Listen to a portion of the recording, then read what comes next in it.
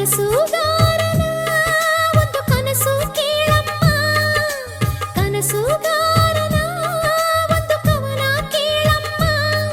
ಈ ನನ್ನ ಕವನವ ಕೇಳಲು ಚಂದ್ರನು ಕೆಳಗಿಳಿದು ಬಂದನು, ಮೇಲ್ ಹೋಗಲು ಮರೆತನು. ಈ ಕವನಕ್ಕೆ ಆ ಚಂದಿರ ಬಿಳಿ ಹಾಳೆಯಾಗಿ ಕವಿಯ ಮನಸ್ಸು ತುಂಬಿದನು. ಕನಸುಗಾರನ